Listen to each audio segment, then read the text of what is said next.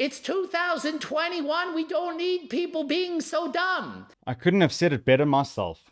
Hello, people of YouTube. My name is Bradley Kadou, and I really have to get something off my chest today. With almost 1 million subscribers and growing, Greg Doucette is literally one of the most influential bodybuilders on the YouTube platform. And as a physiotherapist, I got very concerned over one of his latest videos titled Top 10 Exercises in the Gym to Avoid. Oh wow, I've never seen a video like this on YouTube before. But listen, most of them we can throw in the trash. But Greg Doucette, he's something special because most of the information that he spreads on YouTube is actually reliable and it's actually very good. And I can't really say that for 90% of the fitness influencers on YouTube. So I'm not mad. I'm just disappointed. 10 exercises that you should just never do again. They're overrated, they're dangerous, they're stupid, they don't build muscle. Okay, firstly, I really don't like this narrative of fear-mongering and discouraging certain exercises because they're dangerous. In my opinion, there are no inherently dangerous exercises.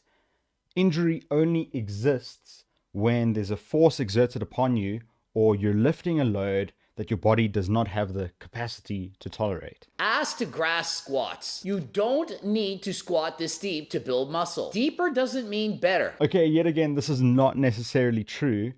Full squats have been shown to give greater hypertrophy or may have the potential to have greater hypertrophy benefits than half squats or squatting to parallel. There's a recent study that was published in the European Journal of Applied Physiology that shows or demonstrates exactly this. Although the sample size wasn't huge, they got two groups. One had to perform full range squats up to 140 degrees of knee flexion.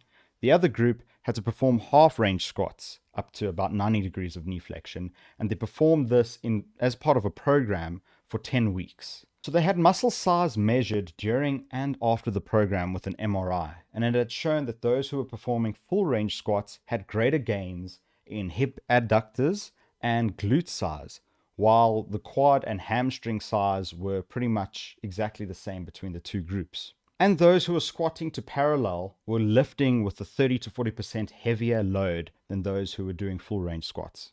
There was no difference in strength when 1 rep max was measured between the full range and the half range squat. So those who performed full range squats were just as strong in the half range squat as those who performed half range squats, but those who performed half range squats were not as strong in a full range squat.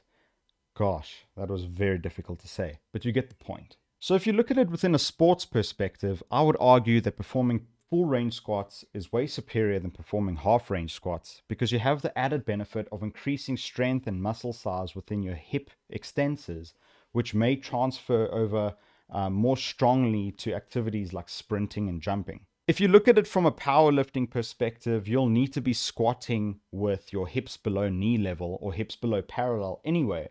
So you'll need to practice a full range squat in the first place. One weakness with the study, however, is that they used untrained individuals. And I know that there may be more examples of studies that have shown greater benefits with half range squat, but everything needs to be considered. Keep in mind when comparing two exercises and talking about superiority, we have to think about what the goal is in the first place. Do you need strength in that range? Do you have pain? And if so, what is the pathology? What muscle groups are you specifically trying to load? Squatting with a reduced range of motion might be useful in many cases, but it's the context that matters. Unless you're born with the hip sockets to handle it, it's going to be dangerous for you. I know it was dangerous for me. So here yet again, Greg uses the word dangerous. You have no idea how much impact that can cause to certain individuals when you're calling exercises dangerous. Pain is so damn multifaceted that it cannot boil down to one simple movement or one pathology. I did a lot of squats in my day, and just to parallel, and I ended up needing surgery because of it. Femoral acetabular impingement cam type I had. You might also have something like this too. I understand your history with squats, but even if you needed to get hip surgery, I highly doubt that squats were the cause. Femoral acetabular impingement, understand how common this is. For example, a study in 2012 showed that 69% of asymptomatic patients presented with hip labral tears and didn't have any pain whatsoever or dysfunction. And another systematic review in 2015 showed that 37% of those who presented with a CAM hip impingement or pathology also were completely asymptomatic. This should be very encouraging for those with hip impingement syndrome, that if others can have tissue changes without pain, then so can you. Every case is different, and sometimes all you need to do is play around with squat variation to find something that works for you. Some positions or variations may be more aggravating than others, but that doesn't necessarily mean that they're going to be causing labral degeneration in the hip. This concept is outdated. Look, this isn't medical advice, but all cases are different again. And your ability to squat with load shouldn't be discouraged if it's enjoyable and comfortable for you. And that can lead to many positive outcomes in those with or without pain. Don't risk injury, and if you're doing a butt wink at the bottom and your back's bending out of shape, you're going too low, you need to stop. And I thought that you would mention the butt wink, because there's literally no studies that show that having a butt wink during a squat is inherently dangerous. At the same time, it's probably unavoidable anyway. I saw on Instagram that Greg Lehman, who's a physiotherapist from America, measured the amount of lumbar flexion during different squatting positions, and it showed that even when you try to control your squat with a straight back and to parallel, you'll still have significant increases in lumbar flexion, so it's unavoidable anyway. Number 3, side bends. Not only can it be dangerous to the lower back, it's also going to thicken your waist. You're trying to build your obliques. You think you're building nice oblique muscles, but all you're doing is getting a thicker waistline. If anything, side bends are probably healthy for your lower back. How many times are our bodies actually exposed to movements that involve the sagittal plane instead of the frontal plane? We're so used to loading up our backs with flexion and extension that a lot of times we forget side bending. And I know it yet again is goal dependent and it's context specific, but it isn't dangerous at all. In fact, increasing your tolerance to load within the sagittal plane and using side bending, flexion and extension within that plane is probably going to assist you and has the potential to improve performance and reduce pain.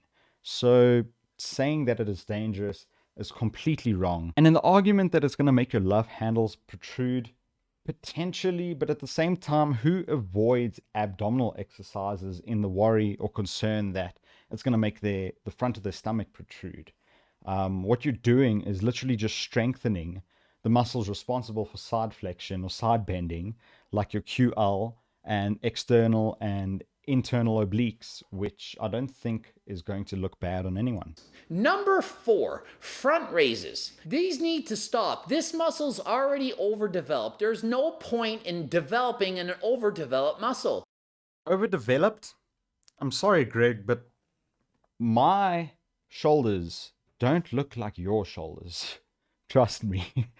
I'm pretty certain they're not overdeveloped.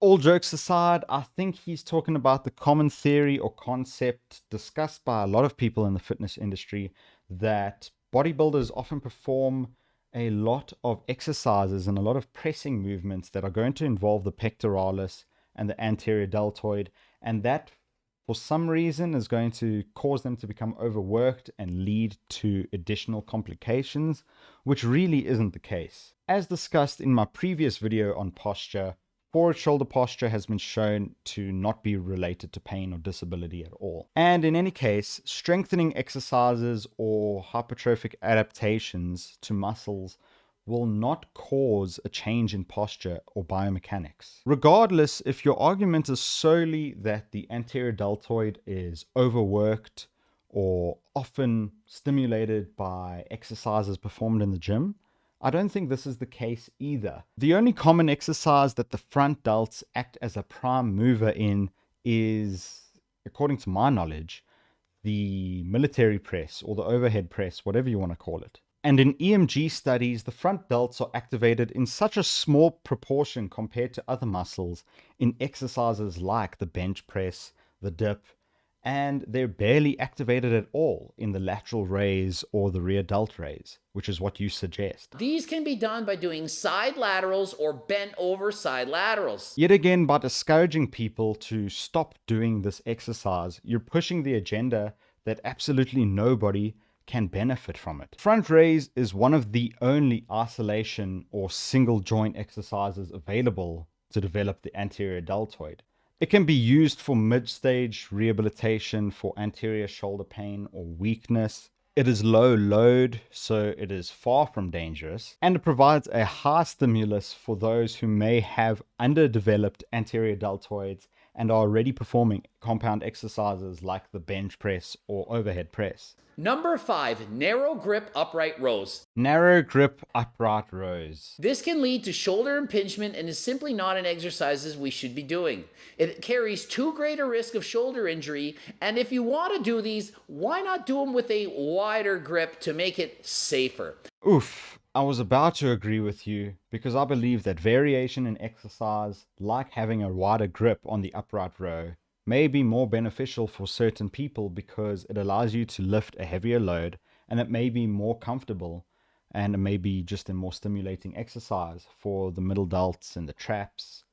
But then you mentioned shoulder impingement. Shoulder impingement is an outdated diagnosis, and it is well on its way to being abandoned. The condition or term is slowly shifting to be called subacromial pain syndrome, but I'm not going to get too much into it. I'd rather have you watch this video by a physiotherapist called Dr. Mark Sertica. He's a part of E3 Rehab, and he did an experiment whereby he performed narrow grip upright rows every single day for 30 days to just show that it isn't inherently dangerous. There are various studies to show that rotator cuff pathologies are not related to impingement, but it is multifactorial and has to do with tendon changes.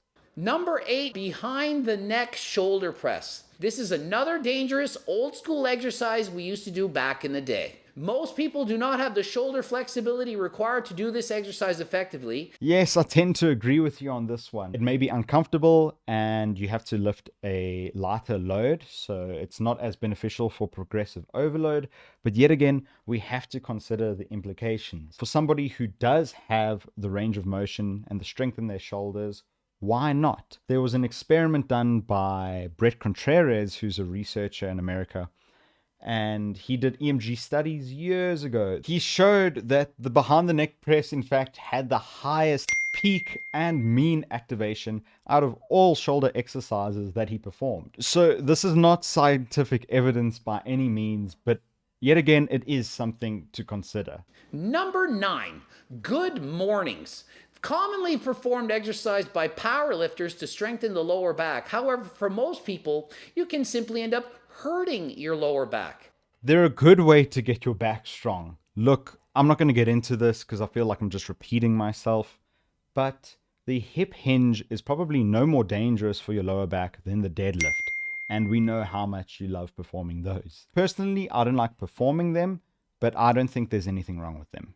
Number 10, full sit-ups. This is a lot more dangerous to the lower back, and rather than doing these full sit-ups, just do crunches instead. Oh boy. I get the argument that taking a sit-up to full range may not be any more beneficial for ab development than a simple crunch.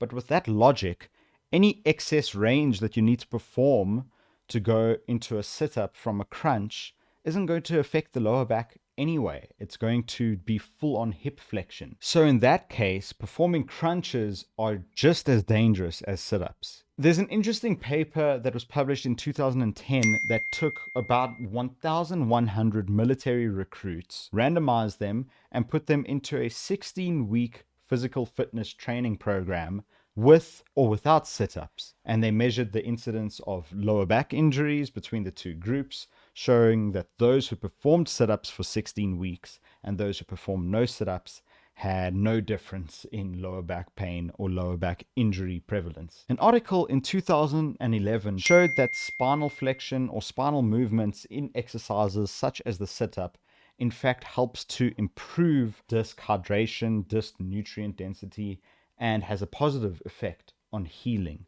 within the intervertebral discs. So In conclusion, this goes to show that graded, loaded exercises almost always has a beneficial impact on individuals trying to improve their function, performance, and pain. It's all about context that matters and exercise selection. I understand that some exercises may be more beneficial than others, but to outright disregard and fearmonger certain exercises for being dangerous without having any evidence to substantiate is just foolish. Listen, I think Greg is a great guy and a fantastic content creator, so I don't mean to bash him whatsoever. I just feel like this type of information is being overly spread on social media, and I have to set things straight. My name is Bradley Kadou. Thank you for watching, and I'll see you guys again very, very soon. Later.